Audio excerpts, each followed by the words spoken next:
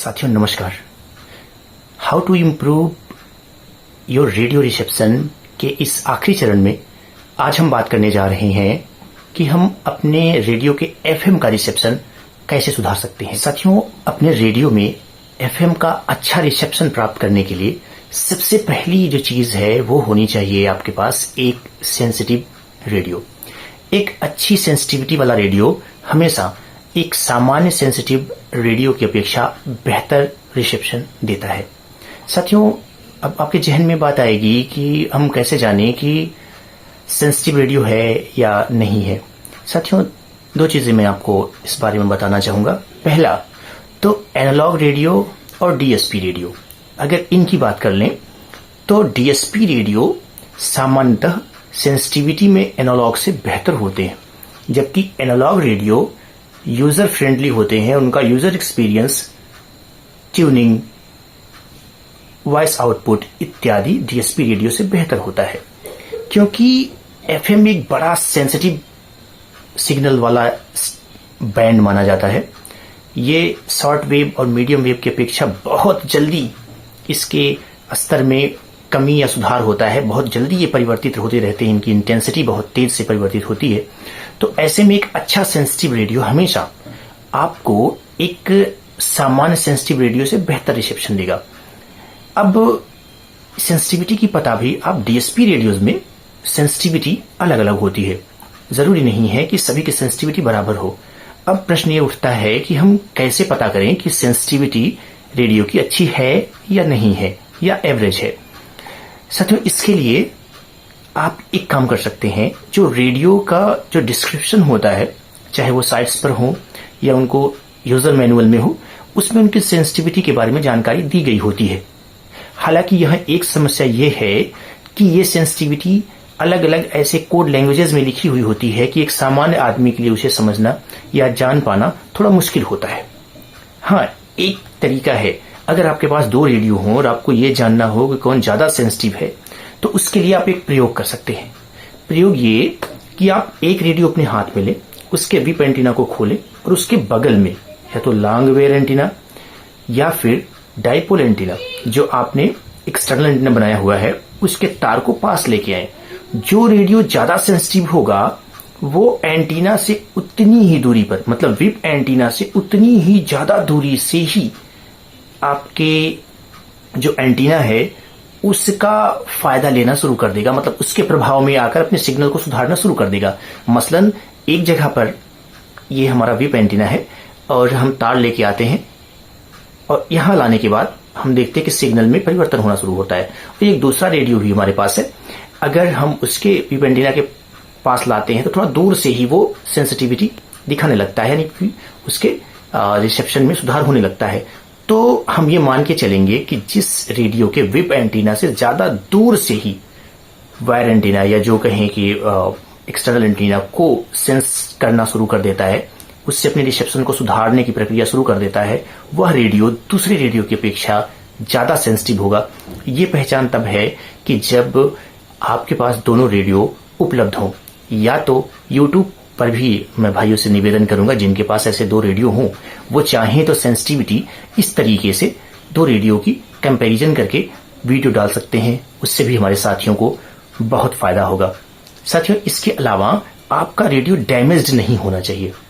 देखिए, जो DSP radios हैं उनकी अपेक्षा, हालांकि डीएसपी अभी इतने पुराने नहीं हुए हैं कि बहुत ज्यादा उनके बारे में कुछ कहा जा सके, लेकिन एक सामान्य धारणा यह है कि एनालॉग रेडियो अगर थोड़े चीप कंपोनेंट्स के साथ बने हुए हैं तो समय के साथ उनका रिसेप्शन प्रभावित होता है और वो कमजोर होता जाता है। इसके अलावा अगर रेडियो आपका डैमेज है, रिसीवर डैमेज है, तो भी आपका रेडियो अच्छा रिसेप्शन नहीं देगा। महत्वपूर्ण बात यह है कि आपके रेडियो की सिलेक्टिविटी बढ़िया होनी चाहिए। सेंसिटिविटी और सिलेक्टिविटी दोनों की बातें हम इसके पहले एक वीडियो में कर चुके हैं और मुझे लगता है कि आपको ये पता होगा कि सिलेक्टिविटी क्या होती है। एक बार फिर से अगर थोड़ा सा बताना चाहें तो सिलेक्टिविटी वो गुण है रेडियो का जो बहुत पास के स्टेशंस में भी अंतर करके उन्हें अलग अलग सुना पाता है। तो आपका रेडियो एक तो अच्छी सेंसिटिविटी का होना चाहिए, दूसरी उसकी सिलेक्टिविटी भी अच्छी रिसेप्शन को प्रभावित करने वाला तीसरा महत्वपूर्ण कारण है, और ये बड़ा ही महत्वपूर्ण है, जो है उसका विप एंटीना, यानी कि उसके विप एंटीना की लेंथ। सामान्यतः जो हम डायपोल एंटीना बनाते हैं उसमें एक पोल जो होता है वो करीब उसके वेव लेंथ का 1/4 होता है, यानी कि विप एंटीना की जो मिनिमम लंबाई होनी चाहिए, हालांकि वो छोटी रखने पे, अगर आप सिटी में हैं और वहीं पर रेडियो स्टेशन है तो आप विप एंटीना को खोलिए नहीं, फिर भी वो रिसेप्शन अच्छा देता है। लेकिन सामान्य परिस्थितियों में अगर उसकी तरंग दैर्ध्य, वेव लेंथ इत्यादि को ध्यान में रख के बातें सोची जाएं तो उसकी वेव लेंथ की 1/4 यानी λ/4 से कम उसके एंटीना की लंबाई नहीं होनी चाहिए, अन्यथा उसका रिसेप्शन ऑटोमेटिकली कमजोर हो जाएगा। आप देखते होंगे जैसे सिंगल वायर एंटीना या फिर हम पतला तार जब एंटीना में जोड़ते हैं तो देखते हैं उसका रिसेप्शन ड्रामेटिकली चेंज हो जाता है। उसका कारण यही है कि एंटीना का जो इफेक्टिव लेंथ है वो बढ़ जाता है। तो आपके एंटीना का जो इफेक्टिव लेंथ है, हालांकि ये मोनोपोल एंटीना होता है, इसको डायपोल की तरह नहीं सोच सकते, लेकिन फिर भी 75 सेंटीमीटर या इससे अधिक का एंटीना हमेशा आपके रेडियो के रिसेप्शन को बूस्ट करने में आपकी मदद। तीसरी महत्वपूर्ण बात है आपके रेडियो की स्थिति। रेडियो की स्थिति को इस प्रकार से आप जानें कि जैसा मैंने पहले भी बताया कि एफएम की जो रिसेप्शन है वो हर जगह बराबर नहीं मिलती। एक ही कमरे में एक कोने में एक चीज का रिसेप्शन किसी स्टेशन का मिलेगा और दूसरे कोने में हो सकता है उसका रिसेप्शन बिल्कुल भी ना मिले या कम मिले या उससे ज्यादा मिले, यानी कि बहुत परिवर्तनशील है, फ्लक्चुएशन बहुत ज्यादा होता है। तो जरूरी नहीं है कि एक शहर से या सभी शहर से आने वाली जो रेडियो तरंगे हैं वो आपके कमरे में एक जगह पर ही सबसे बेहतर मिले। हो सकता है कि एक शहर से आने वाली जो रेडियो तरंगे हैं वो कमरे की एक कोने में या एक दिशा में बेहतर रिसेप्शन दे, दूसरे शहर से आने वाली तरंगे एक दूसरी दिशा में बेहतर रिसेप्शन दे, या कभी कभी तो ऐसा होता है कि एक ही शहर से आने वाली दो अलग अलग स्टेशन जो प्रसारित हो रहे हैं उनके जो तरंगे हैं वो अलग अलग जगह पर रेडियो रखने पर बेहतर रिसेप्शन देती हैं। यानी कि आपको अपने रेडियो को रिसेप्शन के लिए, अच्छा रिसेप्शन के लिए उसके स्थान को देखना होगा कि कहां पर कौन सा स्टेशन बेहतर पकड़ता है, ताकि जब आप उसे सुने तो आप अपने रेडियो को उस तरीके से रख सकें ताकि आपको बेहतर प्रदर्शन मिले। पांचवी जरूरी चीज है रेडियो का एंटीना। यहां विप एंटीना के साथ मैं बात कर रहा हूं डायपोल एंटीना की या फिर आउटडोर यागी एंटीना की। साथियों, हर स्थिति में डायपोल एंटीना मोनोपोल एंटीना यानी कि विप एंटीना की अपेक्षा बेहतर प्रदर्शन करता है। तो अगर आपके पास थोड़ी सी भी गुंजाइश है तो अपने रेडियो में चाहे एक्सटर्नली रख दें, इसको तार से जोड़ें, जिसकी प्रक्रिया एक वीडियो में बताई जा चुकी है। अगर आप में एंटीना पोर्ट है तो आप घर में भी डायपोल एंटीना रखकर उसको अपने रेडियो से जोड़ सकते हैं। इसके अलावा डायपोल पर आधारित यागी एंटीना की फीड देकर भी आप अपने रिसेप्शन को बहुत बेहतर कर सकते हैं। तो साथियों, जब भी आप एक रेडियो लें तो इस बात का जरूर ध्यान रखें कि आप क्या उसमें किसी एंटीना की फीड दे सकते हैं। अगर डायपोल की फीड का थोड़ा सा भी गुंजाइश बन पाती है तो ये बहुत बेहतर है। आप ये समझें कि विप एंटीना से डायपोल एंटीना और डायपोल एंटीना से यागी एंटीना हमेशा बेहतर प्रदर्शन देगा, बेहतर। दूसरी महत्वपूर्ण बात यह है, इससे पहले कि मैं ये बात बताऊं, सबसे पहले मैं आपको ये बताना चाहूंगा कि कभी कभी आपने देखा होगा कि रेडियो का एंटीना सीधे ऊपर वर्टिकल रखने पर रिसेप्शन उतना बेहतर नहीं मिलता जितना उसको एक जगह पर या किसी दिशा में टिल्ट करने पर या तिरछा करने पर मिलता है। साथियों, इसका कारण क्या है? इसका सबसे बड़ा कारण है रेडियो तरंगों का पोलराइजेशन। साथियों, हालांकि एफएम में पोलराइजेशन अलग अलग तरीके से हो सकता है, वो वर्टिकल भी हो सकता है, हॉरिजॉन्टल भी हो सकता है, लेकिन कुछ हॉरिजॉन्टल पोलराइजेशन की विशेषताएं ऐसी हैं जो उसे एफएम के लिए वर्टिकल पोलराइजेशन की अपेक्षा ज्यादा बेहतर बनाती है। आज भी एफएम के अधिकांश स्टेशंस हॉरिजॉन्टल पोलराइजेशन का ही प्रयोग करते हैं, यानी कि उनकी तरंगे यूं ऐसे करके आगे बढ़ती हैं। और जब अभी हम इस प्रकार के पोलराइजेशन की बात करते हैं, वर्टिकल या हॉरिजॉन्टल, तो जब हमारा एंटीना उस पोलराइजेशन के अकॉर्डिंग होगा तो वो हमेशा बेहतर रिसेप्शन देगा। इसलिए आप कोशिश ये करें कि आप अपने रेडियो को एक तरफ टिल्ट करके भी देखें, घुमा के देखें, दिशा बदल कर देखें, एंटीना को झुका कर देखें। जिस दिशा में बेहतर रिसेप्शन मिलता है आप उसी पर विश्वास करें। और साथ ही महत्वपूर्ण बात यह है कि अगर आपके घर से स्टेशन 100 किलोमीटर के अंदर हैं और आपको रिसेप्शन मिलता तो है लेकिन वो उसकी गुणवत्ता उतनी बढ़िया नहीं है, तो आप सिंपली ये काम कर सकते हैं कि सिंपल वायर एंटीना बना लें। आप क्या कर सकते हैं, एक कॉपर वायर ले लें, उसको लंबा किसी खिड़की के पास या बाहर जितना ऊपर आप उसको टांग सके लगा सके, उस लगा के और उसको लाके अपने रेडियो के बीप एंटीना से जोड़ दीजिए। इसके अलावा आप चाहें तो अगर आपके आसपास इंटरफेरेंसेस ज्यादा हैं तो आप कोएक्स केबल का प्रयोग कर सकते हैं और उसके इनर कंडक्टर को अपने एंटीना की फीड दे सकते हैं, यानी कि आप उसको वीप एंटीना से कनेक्ट कर सकते हैं। इससे भी आपके रेडियो का रिसेप्शन बेहतर हो जाएगा। अगर आपको बहुत लंबी यानी कि दूरी के स्टेशन नहीं सुनने हैं और सामान्य दूरी के ही सुनने हैं तो ये एक बहुत इफेक्टिव तरीका है। बिना किसी झंझट के, बिना कई तकनीकी इस्तेमाल के आप इस तरीके से अपने रेडियो के रिसेप्शन को बेहतर सिंगल वायर एंटीना की तरह ही आप चाहें तो एक पोर्टेबल एंटीना बना लें जिसको आप इंडोर में यूज कर सकते हैं। जैसे मेरे पीछे रखा रेडियो है, इसमें रैबिट एयर एंटीना मैंने इसकी बॉडी में ही फिट कर दिया है। इसके अलावा आप चाहें तो मॉक्सन एंटीना यूज कर सकते हैं जो कि बहुत अच्छा रिसेप्शन देता है। अब तक मैंने जितनी भी इंडोर एंटीना और पोर्टेबल एंटीना बनाए हैं उसमें मॉक्सन एंटीना का प्रदर्शन बाकी सब एंटीना से बहुत प्रॉमिसिंग रहा है, बहुत बेहतर। एक महत्वपूर्ण बात और वो ये कि अन्य स्टेशंस की तरह बल्कि अनबैंड की तरह एफएम बैंड का भी रिसेप्शन थोड़े से समय पर निर्भर करता है। समय का मतलब ये है कि देर शाम या शाम के बाद एफएम का रिसेप्शन बेहतर होने लगता है। मैं दिन की निस्बत बात कर रहा हूं। शाम के बाद एफएम का रिसेप्शन बेहतर होता जाता है, रात में भी बेहतर रहता है और ये सुबह दोपहर से पहले के समय तक हमेशा बेहतर रहता है। दोपहर होने पर, तापमान बढ़ने पर एफएम दूर के स्टेशन खासकर उनके रिसेप्शन में हमारा रेडियो स्ट्रगल कर सकता है। यानी कि अगर आपको बेहतर तरीके स्टेशन सुनने हैं तो सुबह शाम अगर सुनेंगे तो आपको ज्यादा दूरी के स्टेशन के साथ प्राप्त होंगे निस्बत। साथियों, अगर आपके पास एक अच्छा पोर्टेबल रेडियो देखा होगा कि जब signal to noise ratio normally 10 से ऊपर होता है तो अगर आपने स्टीरियो में किया है तो वो स्टीरियो में बजने लगता है स्टेशन। साथियों, अगर आपका रेडियो स्टीरियो में है और आप डीएक्सिंग कर रहे हैं तो बेहतर ये होगा कि आप अपने रेडियो के वॉइस आउटपुट को मोनो में डाल दीजिए। इससे क्या होगा कि रेडियो का रिसेप्शन पहले से बेहतर हो जाएगा। आपने कभी कभी महसूस किया होगा कि नॉर्मल कंडीशंस में एफएम के stations 50 kilometre, 100 kilometre, 150 metre, 200 metre इतने दूर हों और वही मुश्किल से कैच हो पाते हैं, वही उन्हीं का रिसेप्शन मुश्किल से मिल पाता है। लेकिन कभी कभी परिस्थितियां ऐसी बनती हैं कि आप 2-2, 3-3, 5-5 हजार किलोमीटर दूर के स्टेशंस सुन पाते हैं। ये ऐसे क्यों होता है?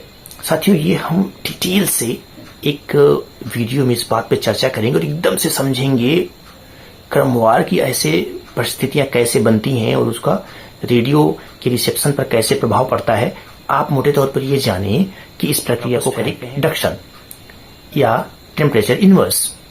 साथियों, जब भी ऐसी परिस्थिति आपके एफएम का रिसेप्शन इतना बेहतर हो जाता है कि वो कभी कभी 4-4, 6-6, 8-8 हजार किलोमीटर दूर के स्टेशंस आपको सुनाता है। हालांकि उसका जो सिग्नल प्राप्त होने का वो ड्रामेटिकली चेंज होता रहता है, जल्दी जल्दी फ्लक्चुएट करता है और ये परिस्थितियां भी बहुत देर तक नहीं रहती, लेकिन ये बनती हैं और जब बनती हैं तो डीएक्सर्स को बड़ा आनंद आता है। आप चाहें तो ऐसी परिस्थितियों को ढूंढते रहें और इसको आप डीएक्सिंग के समय यूज करें, आपको बहुत हम ये जानते हैं या मानते हैं कि गर्मी के दिनों में या बरसात के दिनों में एफएम का रिसेप्शन बेहतर होता है।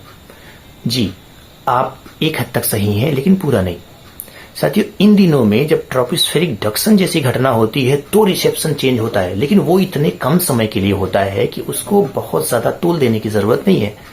साथियों, मुझे जो एफएम के रिसेप्शन का अनुभव है वो ये है कि अगर आपको 500 किलोमीटर के आसपास या 700, 800 या 1000 किलोमीटर के अंदर के स्टेशन सुनने हैं तो वातावरण यानी कि उस समय जो वेदर कंडीशंस हैं उसमें टेम्परेचर जितना कम होगा आपके रेडियो का रिसेप्शन उतना स्थिर होगा और बेहतर। कभी कभी हम अपने एफएम रेडियो को ट्यून करते हैं और उसको हम स्कैन करने लगते हैं और होता क्या है, इसमें रेडियो हमें तमाम स्टेशंस की एक लिस्ट या तो सेव कर देता है, आपको दिखा देता है कि कौन कौन से स्टेशंस पकड़ रहे हैं। लेकिन इसके साथ एक समस्या ये है कि यह कमजोर रिसेप्शन वाले स्टेशंस को स्किप कर देता है।